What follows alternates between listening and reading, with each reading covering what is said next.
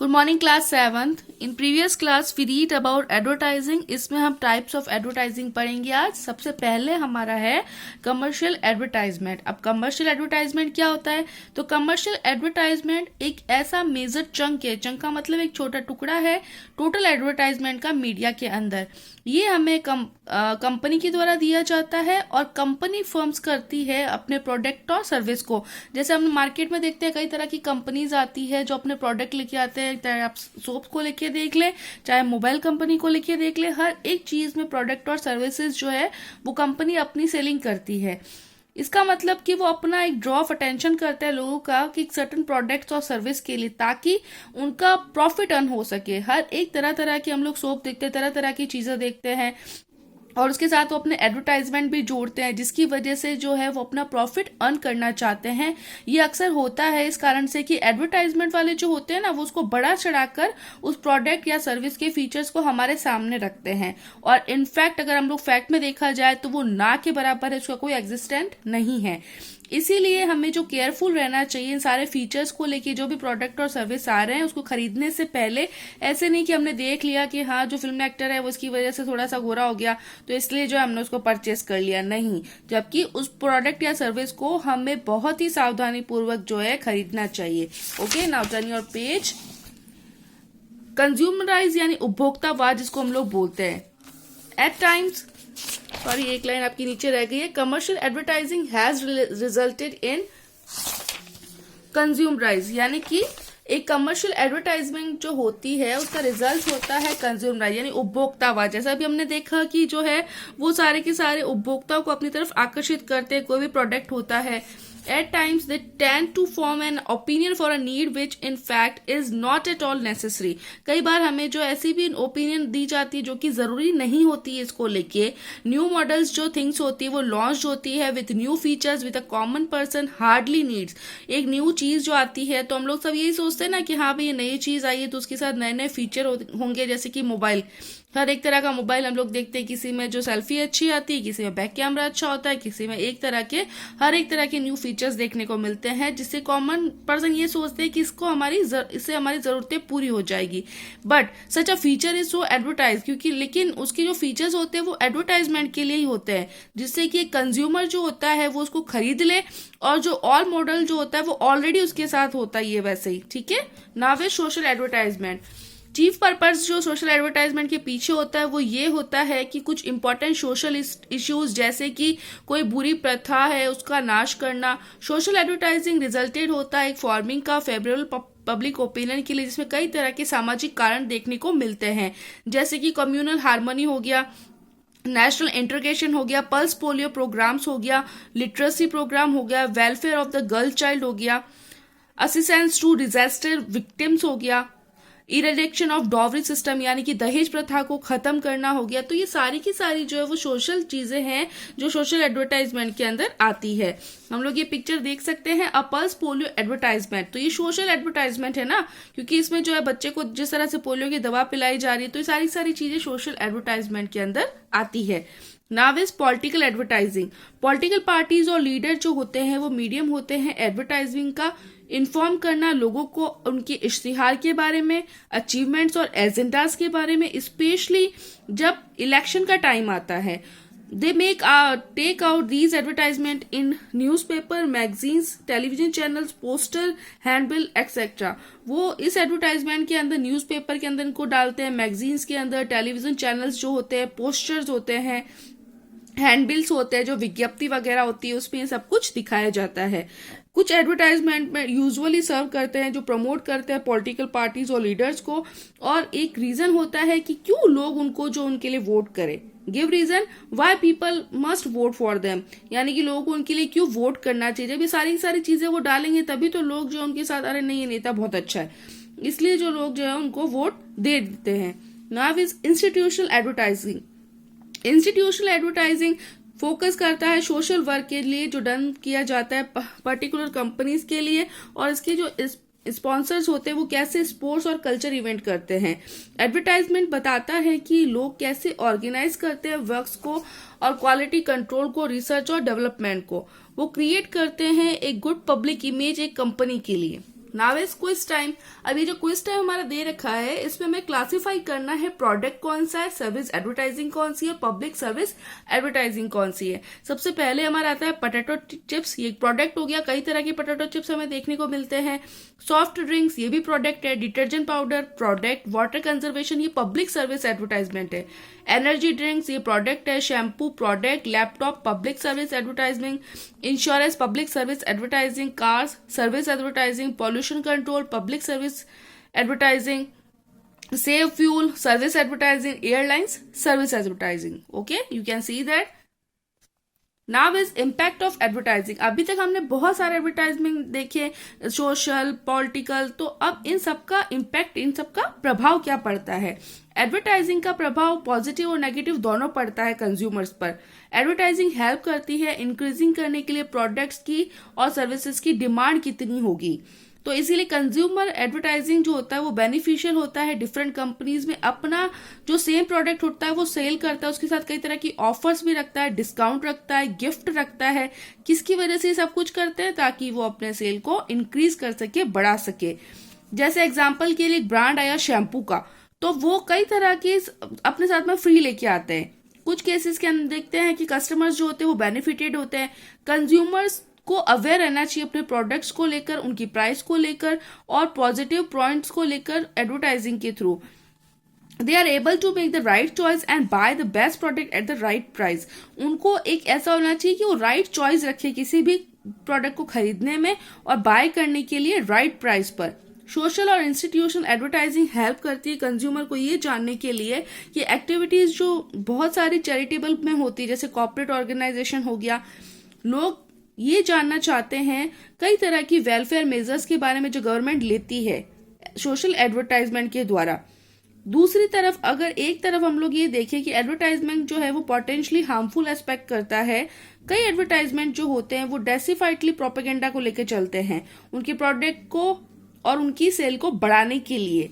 कुछ टाइम वो ट्राई करते हैं टेंड करने का दूसरे ब्रांड्स और मोक करते हैं दूसरे प्रमोट का अपने खुद के लिए। कुछ डिसीटफुल एडवर्टाइजमेंट जो होते हैं उसको स्पूफ एड्स कहा जाता है। एडवर्टाइजमेंट क्रिएट करता है एक अनहेल्दी डिमांड लोगों चीजों के लिए।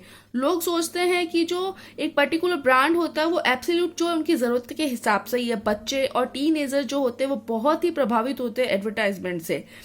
कई ब्रांड कॉन्शियस होते हैं और मनी को स्पेंड करते हैं एक्सपेंसिव थिंग्स जो अननेसेसरी होती है, कोई जरूरत नहीं होती उनकी। Those who can not afford to buy expensive brand may feel deprived. और जो ये चीजें महंगी वाली चीजें नहीं खरीद सकते वो अपने आप को जो है वंचित रखते हैं या ये फील करते हैं कि मैं ये खरीद ही नहीं सकता। मास मीडिया लाइक टेलीविजन, जैसे कि टेलीविजन, रेडियो और इंटरनेट, वो उसके बिना हम लोग ये सोचते हैं कि उसके बिना हमारा नहीं चल सकता। और उसी के साथ में व्हीकल्स और एडवर्टाइजिंग देखी जा सकती है एक मेजर न्यूसेंस जो फोर्स करता है। जब हम लोग टीवी प्रोग्राम्स देखते हैं उस टाइम हम लोग देखते हैं कई तरह के एड्स बीच में आते हैं, तो इन सब का प्रॉफिट किसको मिलता है? जो एडवर्टाइजिंग कर रहा है। रिपीट टेलीकास्ट जो एडवर्टाइजमेंट के टीवी पर आते हैं और जो वेब पॉपअप्स होते हैं वो भी इरिटेट करते हैं कई time. Now is relationship between government and information. Chief purpose जो होता है गवर्नमेंट का वो ये होता है लोगों की आवश्यकता के अनुसार वेलबींग के लिए और एडमिनिस्ट्रेशन चलाने के लिए। एक व्यक्ति जो इंटरेक्ट करता है कई वेरियस गवर्नमेंट ऑफिसर्स को टाइम टू टाइम और उनको मिलने के लिए अपनी जरूरत के हिसाब से वो मिलना भी चाहता है, तो वो नीड करता ही needs to go to one or other government office to open an account. अगर हम लोग देखते हैं हम लोग कई तरह की गवर्नमेंट ऑफिस होती है जहां पर हम जरूरत के लिए जाते हैं, जैसे एक अकाउंट खुलवाने के लिए बैंक में, buy or send letter post office में, get ration fair price shop में, get driving licence road transport office में, ट्रैवल के लिए रेलवे और बस स्टेशन में, टेक एन इंश्योरेंस तो हम लोग कहाँ जाएंगे? इंश्योरेंस कॉर्पोरेशन में, get a connection for water supply तो नगर निगम में, और इलेक्ट्रिसिटी के लिए हम लोग जाएंगे इलेक्ट्रिक डिपार्टमेंट में। इसीलिए हम लोग ये देख सकते हैं कि हम लोग इंटरेक्ट होते हैं गवर्नमेंट के साथ कई तरह की हमारी जरूरतों के लिए। जब हम कनेक्ट होते हैं गवर्नमेंट ऑफिस में, कनेक्शन करते हैं बहुत पर्पस के साथ में, तो हम ये चाहते हैं कि हमारा जॉब जो है उसके साथ में प्योरिटी भी होनी चाहिए। गवर्नमेंट एक फिक्स करती है एक सर्टन सिस्टम और प्रोसीजर का सभी टाइप की जॉब्स के लिए। गवर्नमेंट एक फिक्स टाइम ऑफ लिमिट के लिए भी होती है कि सभी जॉब्स जो है वो कंप्लीटेड हो जाए। इसीलिए कई तरह के जो गवर्नमेंट एम्प्लॉयज होते हैं, चाहे वो ऑफिस के हो चाहे वो वर्कर्स हो, वो एक अनुचित लाभ उठाते हैं इस पोजीशन का।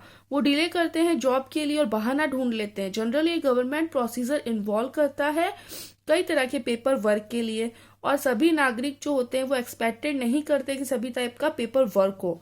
इसीलिए ये गवर्नमेंट एम्प्लॉयज पूछते एक फेवर करते हैं कि कैसे सिटीजन जो है अपनी जॉब कर सकते हैं। ये फेवर जनरली एक फॉर्म होता है मनी के लिए और कुछ टाइम के लिए सर्विस के लिए। हम ये समझ सकते हैं कि गवर्नमेंट एम्प्लॉय जो होता है वो ऑब्स्ट्रैक्ट होता है, उसका टास्क जो होता है वो स्पेसिफाइड टाइम लिमिट का होता है।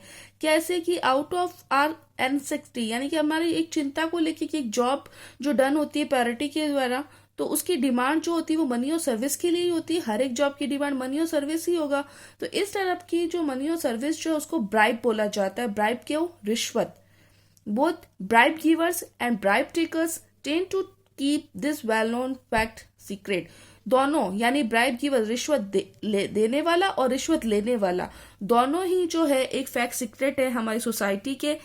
ब्राइब जो है एक चीफ सोर्स है करप्शन का हमारी सोसाइटी में, बिल्कुल है। रिश्वत लेना और देना जो है एक बहुत ही करप्शन हमारी सोसाइटी के अंदर, जिससे कि जो सही बोलने वाला वो अक्सर दब जाता है। तो इसकी वजह से जो है हमारी डेमोक्रेटिक सोसाइटी जो है वो खतरे में पड़ जाती है। इन्फोबाइट्स, घूस या रिश्वत एक पनिशेबल क्राइम है।